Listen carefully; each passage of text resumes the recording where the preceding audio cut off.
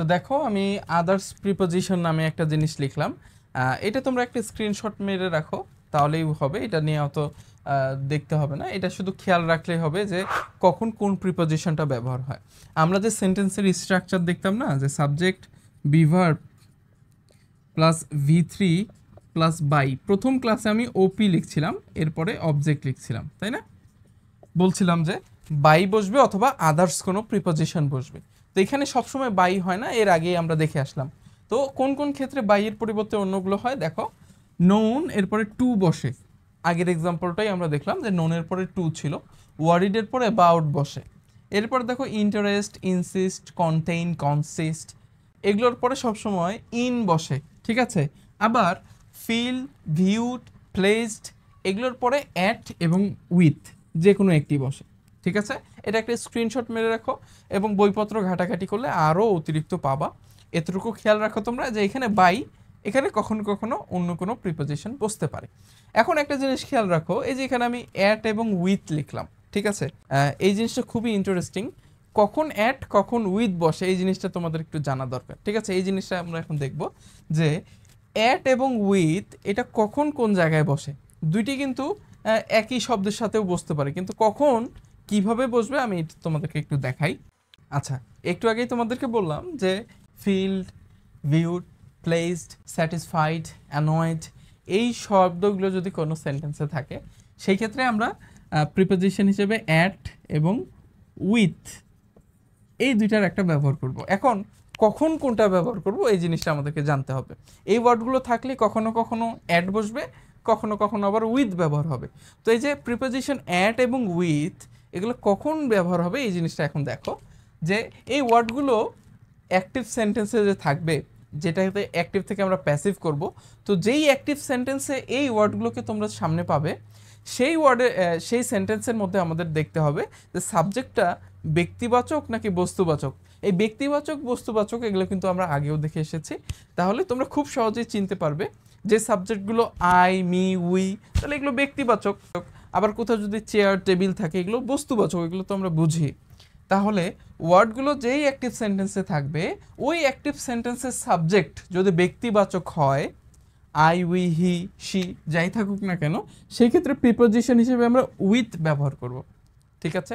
আবার ওই সেন্টেন্সে যদি সাবজেক্টটা কি হয়, সাবজেক্ট যদি বস্তুবাচক হয় সেই ক্ষেত্রে প্রিপোজিশন হিসেবে আমরা অ্যাট ব্যবহার করব। তাহলে ব্যক্তিবাচক হলে উইথ, বস্তুবাচক হলে অ্যাট ব্যবহার হবে।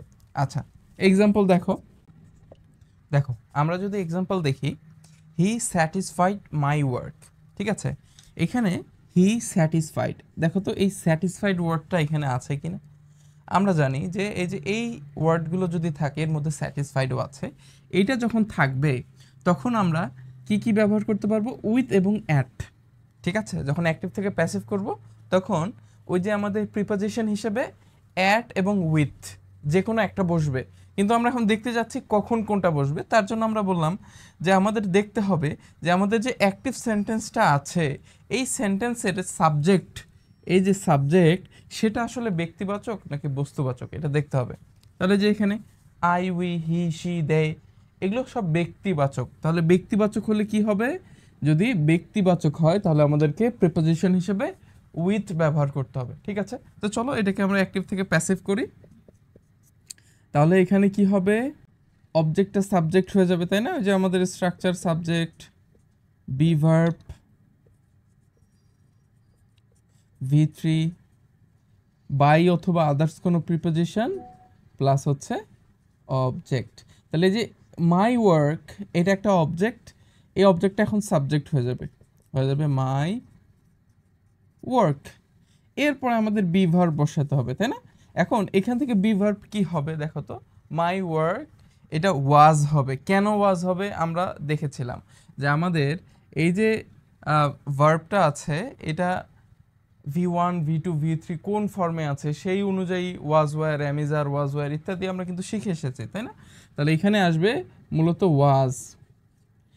যারা এগুলো বুঝতে পারতেছো না আগের ক্লাসগুলো দেখো তাহলেই বুঝতে পারবো যে এটা কেন ওয়াজ হলো। মাই ওয়ার্ক ওয়াজ, এরপরে V3 স্যাটিসফাইড, এটা অলরেডি কি V3 ফর্মেই আছে, তাহলে স্যাটিসফাইড এরপরে আদার্স কোনো প্রিপোজিশন, সবসময় বাই হবে এটা না, অন্য হইতে পারে। যেমন এখানে অ্যাট উইথ, বলতো কোনটা বসবে? এই যে বললাম সাবজেক্ট যেহেতু আমাদের ব্যক্তিবাচক, তাহলে আমাদের অবশ্যই উইথ ব্যবহার করতে হবে। এই যে এখানে আদার্স প্রিপোজিশনের জায়গায় আসলে উইথ, এরপরে বসবে অবজেক্ট। অবজেক্ট এই সাবজেক্টটাই কি হয়ে যাবে? অবজেক্ট হয়ে যাবে, হি হয়ে যাবে হিম। তাহলে কি হলো? My work was satisfied with him. ঠিক আছে, এটা কি কন্ডিশন হলো? যখন এই ওয়ার্ডটা এখানে আছে এবং ওই সেন্টেন্সের যে সাবজেক্ট সেটা যখন ব্যক্তিবাচক। এখন ধরো একটা বস্তুবাচক নেই আমরা, ধরো আরেকটা সেন্টেন্স এরকম নেই যে মাই ওয়ার্ক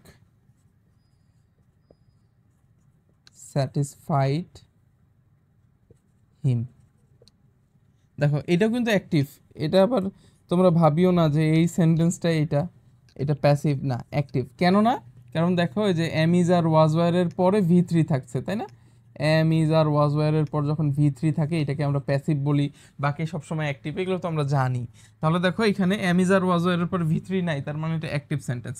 তো এইটাকে এখন আমরা প্যাসিভ করব। তো প্রথম কন্ডিশন হচ্ছে দেখো স্যাটিসফাইড আছে, স্যাটিসফাইডে থাকলে আমরা অ্যাট এবং উইথ ব্যবহার করব। তাহলে কখন অ্যাট কখন উইথ হবে?